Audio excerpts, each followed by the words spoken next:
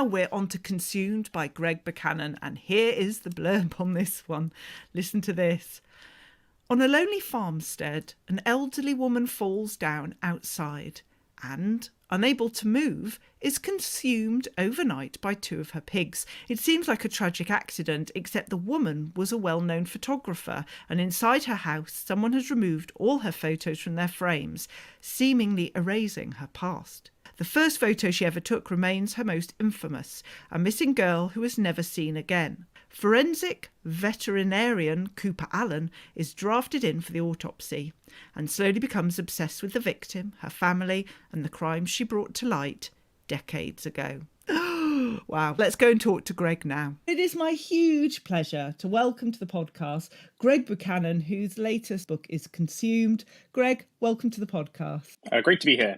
Before we do anything else, can you start by reading us a little bit of the opening of this book? Sure. You're going to die one day. Lethwick, 1964. No one ever thinks about it, but you will. You'll die, and as you do, you'll look back at how you treated me, the things you said to me, and you'll regret them.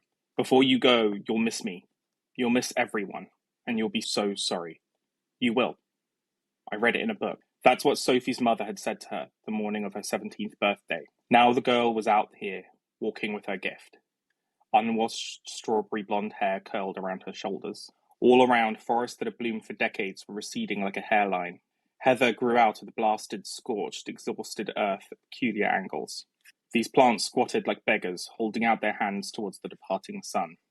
There were pines and chestnut trees too, and oak? Was that an oak?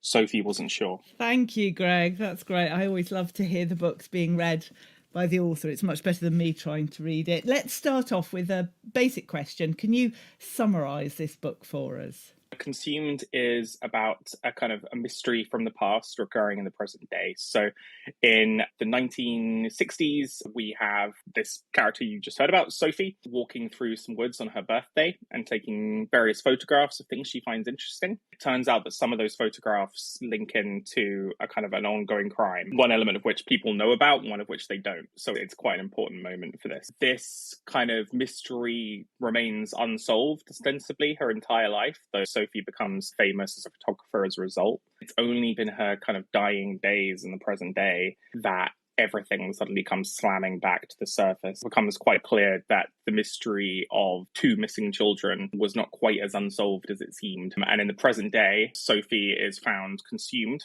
hence the title, by her 2 pigs. So she's collapsed in a field at night and her pigs have devoured her, which is a very strange thing that pigs do if you look online.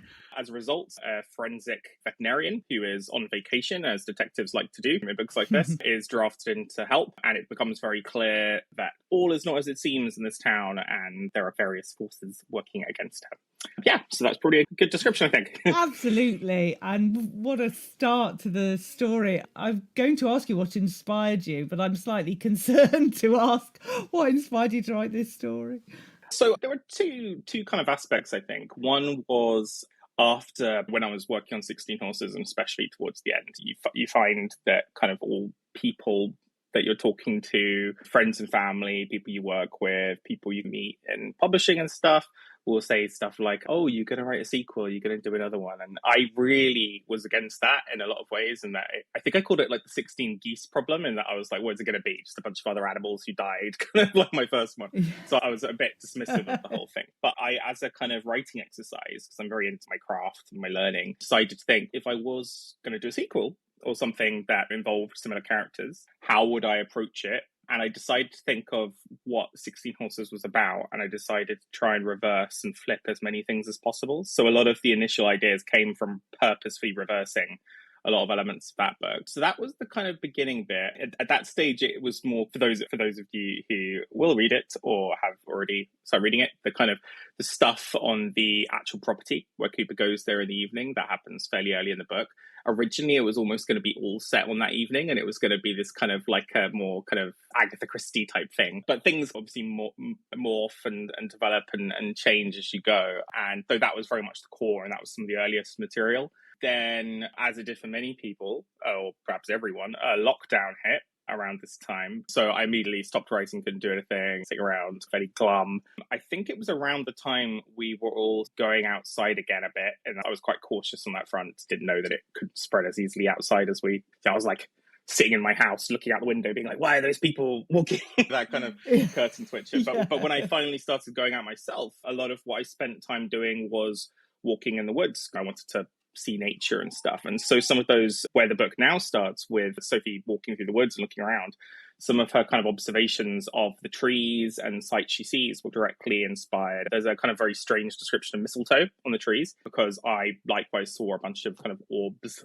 of stuff hanging around trees and looked very strange. And I had no idea that's what mistletoe actually looked like in its wild form. That really hit that kind of off. And so, yeah, the novel kind of emerged from those kind of two different experiences. I guess it's odd on that front in that it's a novel of, in some ways more so than 16 Horses, of kind of people talking to people and interacting quite a significant amount in terms of socially, and all these different friendships forming or loosening and so on throughout the book. I suppose it's interesting that I wrote a lot of that whilst I wasn't really being able to see people. So that probably influenced that quite a lot as well.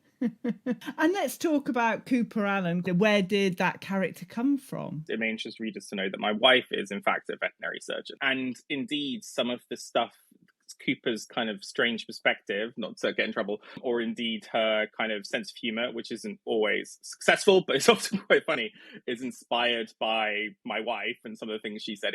She isn't my wife, if that makes sense, but there are elements of my wife in her. Just as there are elements of me and elements of kind of some other fictional characters that have inspired, that all kind of medleyed together. Veterinarians, I think it's seen as quite happy profession. Oh, I'm going to look after animals. This is my day. Whereas, although people go into the field for that precise reasons, you often get people who are like very sweet and considerate and really caring about animals. A lot of the job is actually quite unpleasant for various reasons, including how the industry's set up. A lot of what you have to do in 16 Horses, and a lot of readers talked about this, she's a lot more kind of enigmatic. She is, I would say, the co-main character of that book, because the other police officer, Alec, it's also very much his book as well. And I feel like she was very much the breakout person of in terms of personality. But you don't really learn much about her backstory. You get these kind of hints, but there's that she's quite closed off and communicates her personality and her view, but you don't get as much. She's guarded. In this book, I'm really into playing around with genre as well, exploring different types of stories. I'm fascinated by the whole detective on holiday thing. I just think it's so weird. I love it, and we all love it as readers, obviously, because so many books do it. But it's just such a strange concept of, oh, they're all on holiday and they just happen to have these murders, and it's all very strange. And so I wanted to riff on that, but also I think with Cooper as a character and where I'd left her from 16 Horses and all the stuff I've just been saying about how people feel about their jobs, work-life balance, where's the room for you in the midst of your job and everything you do. The fact that people had remarked that they hadn't heard about her backstory very much. I think I poured all that into Consumed, which very much runs with that trope, but runs with it in such a way as hopefully is a kind of a nice marge to that genre, but also is a kind of a bit of an interrogation of it, in that it pokes around in it and plays around with it a bit. She's on holiday and people know what she does for a living. So obviously when this famous person gets eaten by pigs, they're like, you come over here, help with this, and then everything slides around from there. Does your wife get annoyed? Does she find you making notes surreptitiously of anything that she says after a day of work? It's funny you should say that. So interestingly, I don't tend to make notes directly on veterinary stuff. I tend to remember that more. But I've started trying to capture, because my mind jumps around quite quickly, various topics, and I'll think of an idea and very quickly forget it. So I'm kind of trying to figure out some way of capturing observations without kind of overwhelmingly just sitting there with a notebook all the time and monitoring everyone. But I created a word beginning with S that Charlotte says is a folder of things I have on my phone, of little voice notes, where because she just comes out with these very strange kind of phrases and things at various points or observations. I think I described her as the other day as two very different references, so there may be a niche audience who's able to get these two comparisons, but I think I described her as Paddington Bear meets Dr. Manhattan, the character from Watchmen. It's obviously a very strange comparison, but is a very descriptive one. If you imagine that resulting person also has a sense of humor, it's gallows humor. So you get these very kind of strange observations of the world, but endlessly fascinating to me, hence why I married her. Also useful, therefore, for books. Although some of the kind of more choice things that have been very funny sometimes do not make it in because they'll be in the manuscript and the editors will read it and be like, what is this? Remove this. And so they're sometimes censored out of existence, but yes. We come to the final question, Greg, which is the most crucial one on this podcast, so prepare yourself. And the question is, what biscuit powered the writing of Consumed? What was your biscuit of choice? It's a very interesting question. I would say, so I can never answer questions like this straightforwardly, or questions as to what my favorite thing is. Or I was on writers' routines and they were like, "What's your routine?" And I answered in about, it really depends, and then gave like 12 different variations. I'd say there were two distinct biscuits, but I don't know if they overlapped or morphed into each other. But the Bourbon biscuit was certainly one that was part of the process. From a young age, I've been an aficionado of Bourbon biscuits. And I would say the other probably is actual good old-fashioned kind of milk chocolate digestive biscuits, which I find quite wholesome in the way where they're in no way wholesome, but for some reason my body registers them as such. Also in that category, not for this book, I would say that the McDonald's cheeseburger is also in that category of something that for some reason my body and some of people I know register as wholesome. Oh, this has been good nutrition, but it's probably not. Yes. Yes, I don't know. That's an interesting one. I'd put the digestive more in the wholesome than the McDonald's cheeseburger. Yeah, I think it depends on the kind of, probably the preparation of that and various things. Also, maybe just on one if I was talking about like nutritional needs, sometimes you just really crave something, maybe your body needs it. So maybe I just don't have certain things in my diet that mean a McDonald's cheeseburger is especially appealing to me. Other burgers, they'll be tasty, but I'll for some reason think, and I'm not being paid by McDonald's, by the way, to be very clear for the listeners, they'll be really tasty in many ways, often tastier, but I'll know I'm having something that's bad for me. Whereas for some reason with that, it's, oh good, I've had a bump of nutrition in a way that probably is not actually true.